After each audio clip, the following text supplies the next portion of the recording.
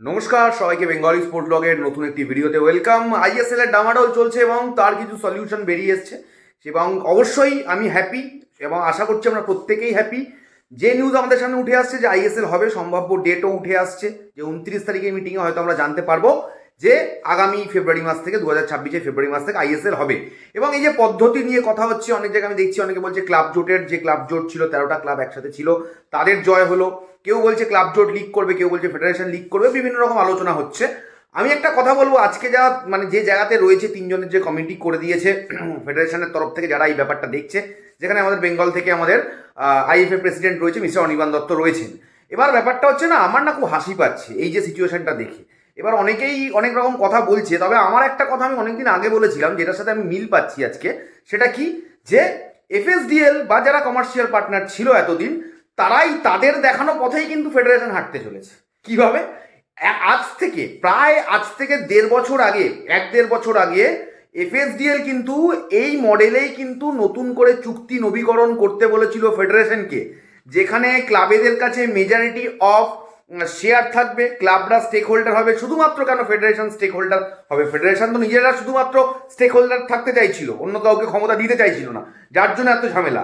FSDL অনেক দিন আগে, আমি আবারও রিপিট করছি, ভালো করে সবাই শুনে নাও, এফএসডিএল এই যে মডেলটা এখন হচ্ছে যে 60%, 30%, 10%, হোয়াট এভার, এই মডেলটা যে ক্লাবরা বেশি পার্সেন্ট শেয়ার হোল্ড করবে, তারপরে যারা কমার্শিয়াল পার্টনার থাকবে, সেই সময় এফএসডিএল ছিল, এফএসডিএল বলেছিল আমরা থাকবো, তারপরে আমরা শেয়ার হোল্ড করব, তারপরে ফেডারেশন।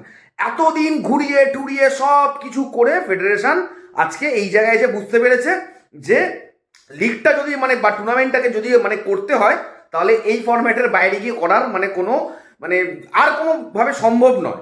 এবং আমি যদি দূরের কথা বলি, হ্যাঁ অবশ্যই লং টার্মের চুক্তিতে কিন্তু এই মুহূর্তে এখন অবধি আজকের ডেট অনুযায়ী লং টার্মের চুক্তি নিয়ে কিন্তু এখন অবধি কোনো রকম কি বলবো আমি ডিসিশন হয়নি।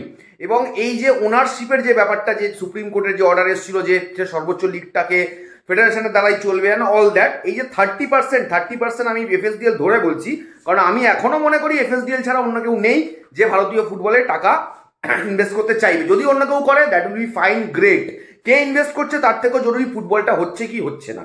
তো 60% যদি ক্লাবগুলো নেয়, যেভাবে বলা হয়েছে 14টা ক্লাব আইএসএল এর 13 কোটি টাকা, 14 কোটি টাকা, 1 কোটি টাকা করে দেবে, তারা দেবে, এটা প্রপোজ। এখনো যে তারা দেবে ক্লাবগুলি কিন্তু এটা কনফার্ম জানায়নি, সেইখান থেকে একটা টাকা উঠে আসবে ফেডারেশনের কাছে। তারপরে যারা কমার্শিয়াল পার্টনার, আমি ধরে নিচ্ছি এফএসডিএল যদি 30% নিয়ে কমার্শিয়াল পার্টনার হয়, তার জন্য আবার নতুন করে টেন্ডার চালু করতে হবে, টেন্ডার আসবে না, অল দ্যাট সেই প্রসেস চলবে। ফেব্রুয়ারির আগে কোনোভাবে টুর্নামেন্ট শুরু হচ্ছে আমি দেখতে পাচ্ছি না।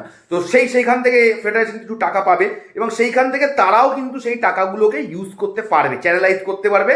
এবং এই যে লাভ ক্ষতির যে পরিমাণটা, কত প্রফিট লসের যে পরিমাণটা, সেটা কিন্তু যাদের যতটা শেয়ার রয়েছে সেইভাবে কিন্তু সেটা ডিস্ট্রিবিউট হবে। তো ক্লাব যারা বলছে না ক্লাব জোট টুর্নামেন্ট করবে, ক্লাব জোট কোনো টুর্নামেন্ট করবে না।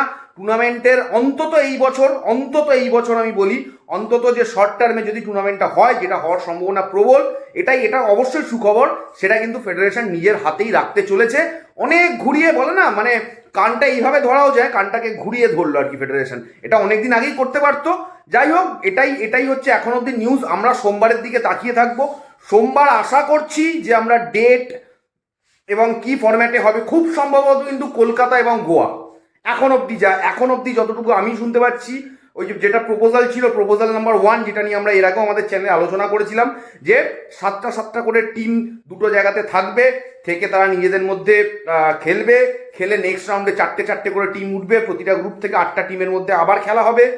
এই ফরম্যাটটাই সম্ভবত এখন অবধি কোনো কিছুতে শিলমোহর পড়েনি। অনেকে তো টিলমোড় ফেলে দেয়, তো কোনো জায়গাতে শিলমোহর পড়েনি। আশা করছি এই সব ব্যাপারগুলোতে 29 তারিখ অর্থাৎ সোমবার শিলমোহর পড়ে যাবে, এইটুকু আশা করছি।